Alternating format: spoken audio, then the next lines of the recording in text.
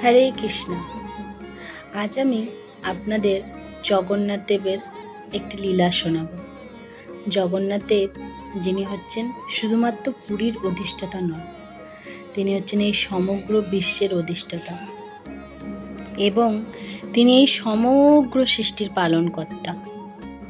তার ভক্তি ও করুণার কোনো সীমা নেই এবং তার কৃপা সমস্ত জীবের ওপরে সমানভাবে বর্ষিত হয়। তার মধ্যে কোনো ভেদাভেদ নেই। মানুষ, পশু পাখি, জীব সবাই তার সন্তান।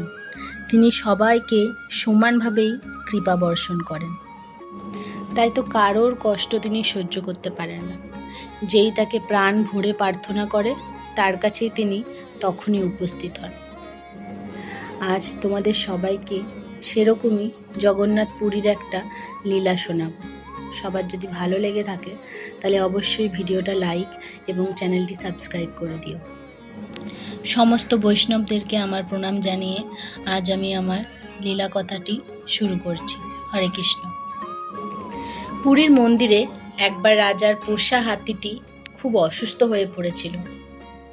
রাজা জানতেন যে জগন্নাথ দেব অসীম করুণাময়, তাই তিনি চেয়েছিলেন হাতিটিকে মন্দিরের ভেতরে নিয়ে গিয়ে একবার ভগবানের দর্শন করাতে। তবে সেই সময় পুরীর মন্দিরে পশু প্রবেশ নিষিদ্ধ ছিল, কিন্তু রাজা তার ইচ্ছা ত্যাগ করতে পারলেন না। তিনি ভক্তি ভরে জগন্নাথের কাছে প্রার্থনা জানালেন এবং মন্দিরের প্রাঙ্গণেই অপেক্ষা করতে লাগলেন। রাজার হাতিটি ছিল বড়ই শান্ত প্রকৃতির এবং জগন্নাথের কৃপা পাওয়ার জন্য সে যেন অধীর হয়ে উঠেছিল। অনেকক্ষণ অপেক্ষা করার পর একটা আশ্চর্যজনক ঘটনা ঘটল। জগন্নাথ দেব নিজেই মন্দিরের মূল দরজা থেকে বেরিয়ে এলেন, যেন তিনি হাতিটির সঙ্গে নিজে দেখা করতে এসেছেন। তার মুখে মৃদু হাসি, চোখে ছিল করুণার দীপ্তি এবং তার চারপাশ যেন অলৌকিক এক আলো ঝলমল করছিল। এই দৃশ্য দেখে রাজার সমস্ত সঙ্গীরা হতবাক হয়ে রয়ে গেলেন। এই দৃশ্য তারা কখনো আগে দেখেননি। কোনো মানুষই কল্পনা করতে পারেনি যে জগন্নাথ দেব নিজে এভাবে চলে আসবেন একটা ভক্তের জন্য এবং নিজেকে এভাবে প্রকাশিত করবেন।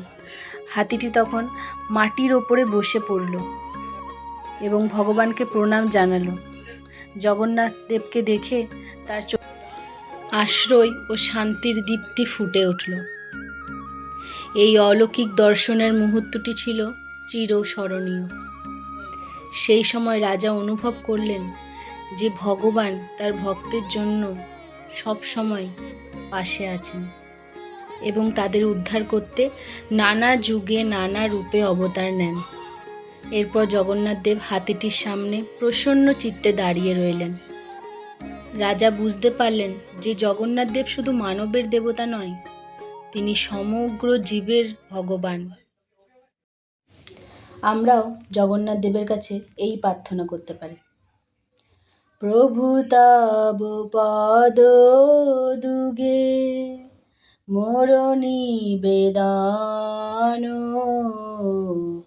নাহি মাগি দেহ সুখ বিদ্যা ধন জন, নাহি মাগি স্বর্গ আর মোক্ষ নাহি মাগি, না করি প্রার্থনা কোনো বিভূতির লাগি। আর কি, সবাই ভগবান জগন্নাথের কাছে এটাই প্রার্থনা করুন যাতে তার অহেতুকী ভক্তি সবার হৃদয়ে প্রকটিত হয়। এই বলে আজ আমি আমার লীলা এখানেই শেষ করলাম। জয় জগন্নাথ। আমার যদি কোনো ছোটোখাটো ভুল হয়ে থাকে অবশ্যই সবাই ক্ষমা করে দেবেন।